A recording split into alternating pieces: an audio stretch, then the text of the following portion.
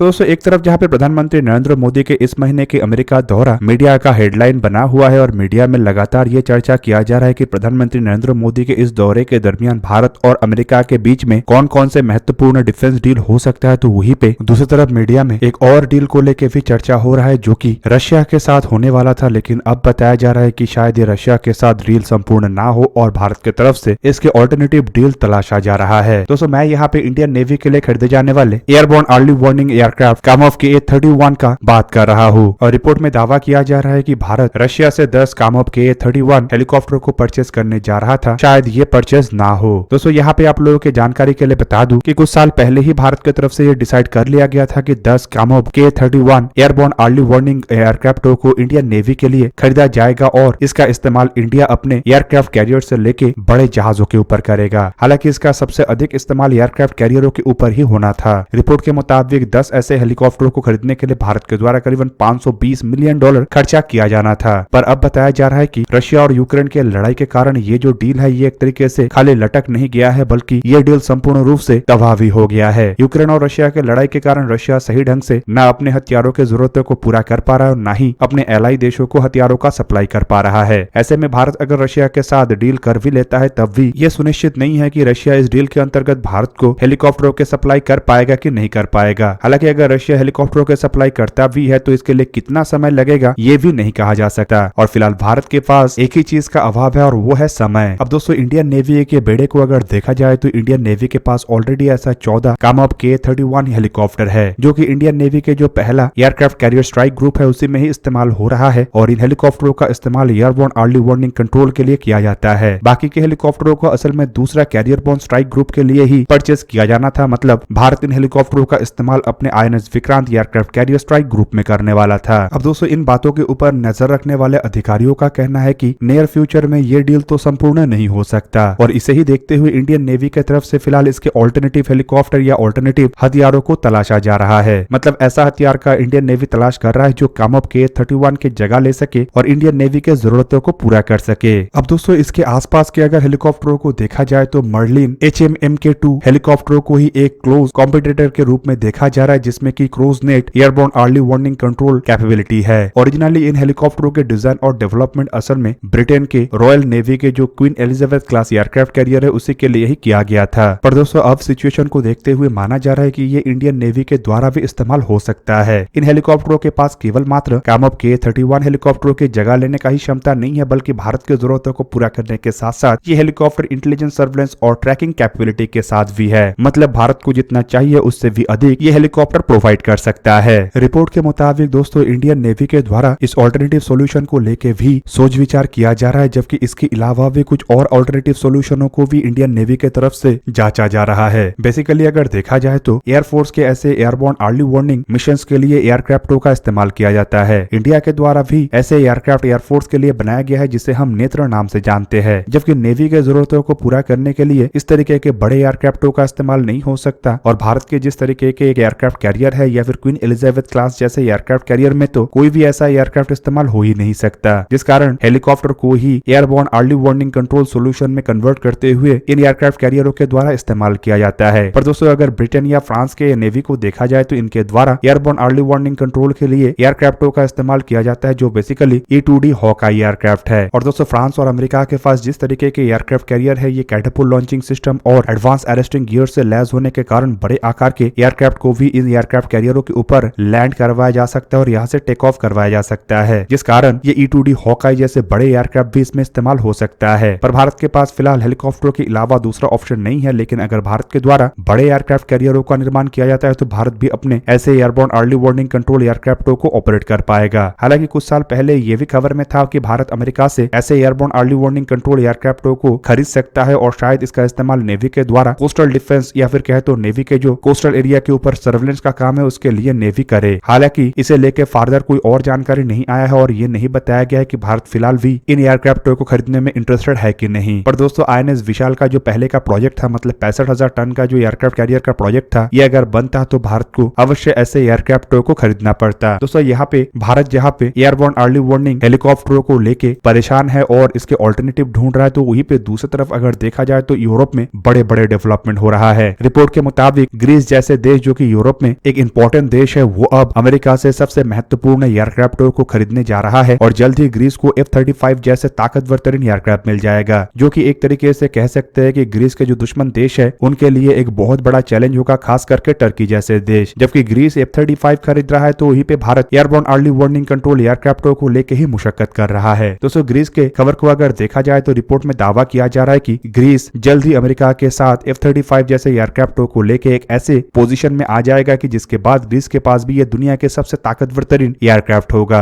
Greece असल में अपने एयरफोर्स को बीते कुछ साल में मॉडर्नाइज करने के लिए काफी अधिक काम कर रहा है और इसी काम के अंतर्गत ग्रीस के द्वारा केवल मात्र राफेल जैसे एयरक्राफ्टों को ही परचेज नहीं किया गया है, बल्कि ग्रीस अब F-35 एयरक्राफ्टों को भी परचेज करने के तहत आगे बढ़ रहा है। बेसिकली दोस्तों अगर देखा जाए तो ग्रीस की तरफ से काफी साल पहले से ही F-35 फाइटर एयरक्राफ्टों को लेकर इंटरेस्ट दिखाया जा रहा है और रिपोर्ट के मुताबिक ग्रीस अब इन एयरक्राफ्टों को परचेज करने के काफी करीब आ चुका है। और दोस्तों अमेरिका की तरफ से भी ग्रीस को F-35 एयरक्राफ्ट देने को लेकर काफी पहले ही बातों को साफ कर दिया गया था और कुछ रिपोर्टों में तो ये भी दावा किया गया था कि जिन एयरक्राफ्टों को टर्की के लिए अमेरिका के द्वारा बनाया गया था उन्हीं एयरक्राफ्टों को शायद ग्रीस को सप्लाई किया जाए। दोस्तों अमेरिका और ग्रीस के स्ट्रेटेजिक रिलेशनशिप को भी अगर देखा जाए तो इसे देखते हुए ये कहना गलत नहीं होगा कि अमेरिका ऐसे एयरक्राफ्ट ग्रीस को दे सकता है और खाली एयरक्राफ्ट देगा नहीं बल्कि ग्रीस के लिए इन एयरक्राफ्टों के एक सुइटेबल इकोसिस्टम को भी बना के दे सकता है। अब दोस्तों ग्रीस की तरफ से F-35 फाइटर एयरक्राफ्टों को अगर खरीदा जाता है तो ये एक देश की चिंता काफी बढ़ाएगा और वो देश कोई और नहीं बल्कि टर्की है। आप सब लोगों को पता ही होगा कि टर्की लगातार ग्रीस के साथ कुछ ना कुछ कारण से उलझता रहता है और टर्की का नजर संपूर्ण साइप्रस एरिया के ऊपर है। और यहाँ पे आपके जानकारी के लिए बता दूं कि साइप्रस एक समय तक ग्रीस का था लेकिन अब एक इंडिपेंडेंट राष्ट्र है जिसे कि ग्रीस समर्थन करता है और साइप्रस के काफी हिस्से के ऊपर टर्की इलीगली कब्जा करके रखा है और बाकी हिस्से के ऊपर भी कब्जा चाहता है, जबकि साइप्रस के कुछ मैरीटाइम क्षेत्र के ऊपर भी टर्की नजर गिरा के रखा है और लगातार उस क्षेत्र के ऊपर भी कब्जा करने का प्रयास कर रहा है। ऐसे में साइप्रस को बचाया अगर कोई रखा है तो वो ग्रीस है और इसी कारण ग्रीस और टर्की के बीच में हर समय कुछ ना कुछ झमेला होता ही रहता है। इवन दोस्तों टर्की तो ग्रीस के